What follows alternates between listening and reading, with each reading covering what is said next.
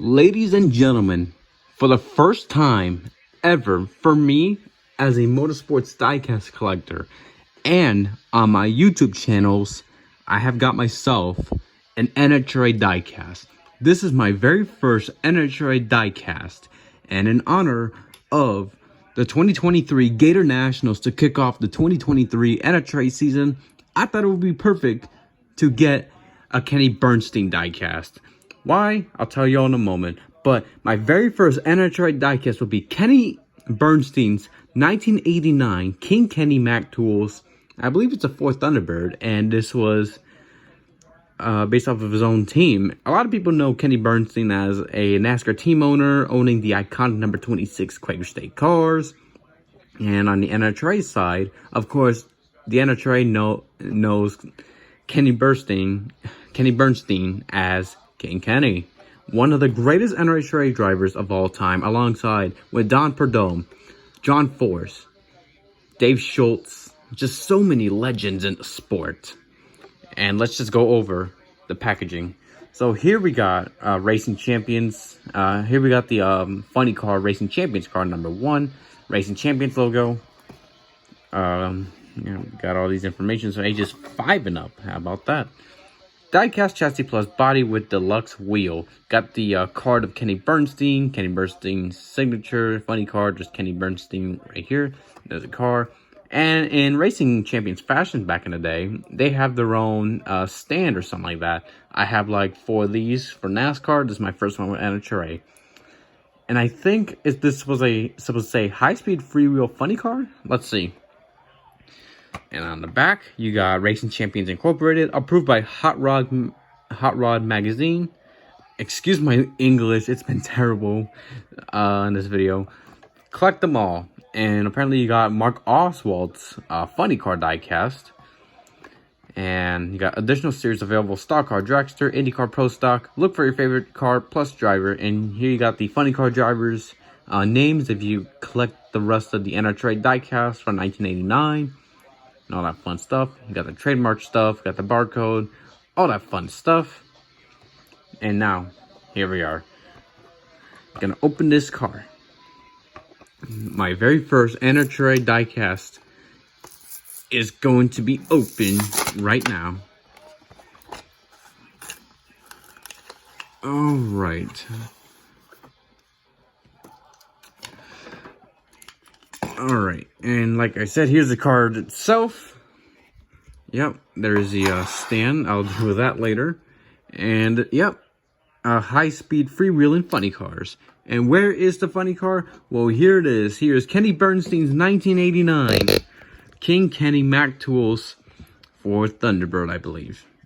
Hey, what's up, guys? Post-production Ian here. I just finished doing the diecast review on this wonderful Kenny Bernstein King Kenny car. Just want to let you know that this is not a 4th Thunderbird. I did some more research after, and it turns out in 1989, Kenny Bernstein drove a Buick LeSabre funny car. So yeah, if this car is actually from 1989, so if this car was actually driven in 1989, that means this is a Buick car, not a 4th Thunderbird. So I'd like to apologize. So yeah, with that being said, enjoy the rest of the video. And oh my goodness, what a beauty this car is.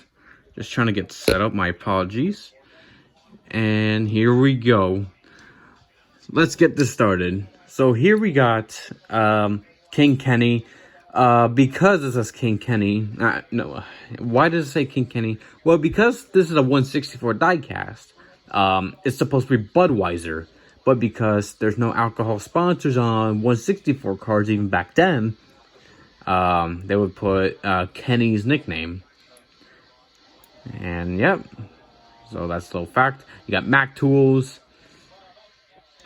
and on the hood you got Mac Quality Tools, Quaker State, QXS, and you got Kenny Bernstein's name on the windshield.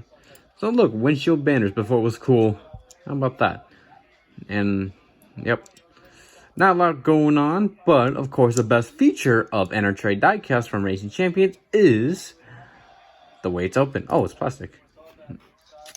So a bit underwhelming, even though it's a 164, and technology was different back then, but, So, all there is the engines, yep, where the engines usually are at.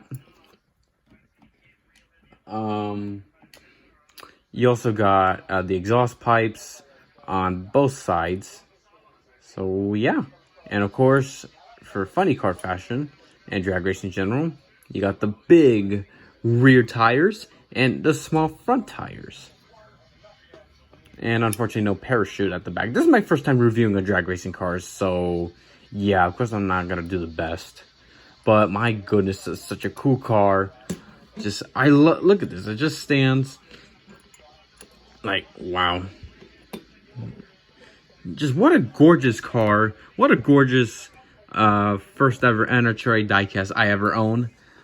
So the reason why I got Kenny Bernstein's 1989 car is because, number one, we're going to the Gatornationals.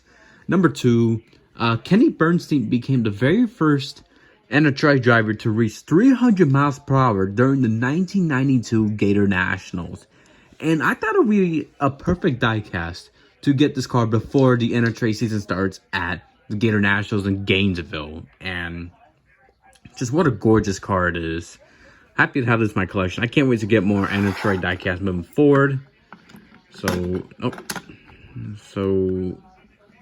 Yep. The main colors of the car is, of course, it's just red with some white design. You got the red wing, of course, and of course the like I said, it's supposed to be Budweiser, but you got King Kenny. So yeah. Iconic livery back in the old days of NHRA in the 80s, 90s, all that fun stuff. Just a gorgeous car. Just wow. So now the car is in its stands. Alright.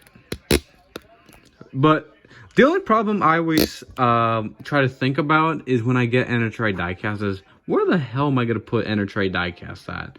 Whether it's loose, whether it's like hanging them on the wall. I've been thinking about where I can put my NHRA diecast before I got this car. I'm still trying to think about where the hell I can put my NHRA cars. That's a struggle being a motorsports diecast collector, is to find where I can put these cars. So yeah, very unfortunate for me on that part, but hey, it happens to a bunch of us. Just one of the few struggles being a diecast collector, but hey, it's worth it at the end. So that's gonna do it for another diecast review. For the people, for the fans who do watch NHRA, hopefully it's gonna be yet another exciting season for the sport.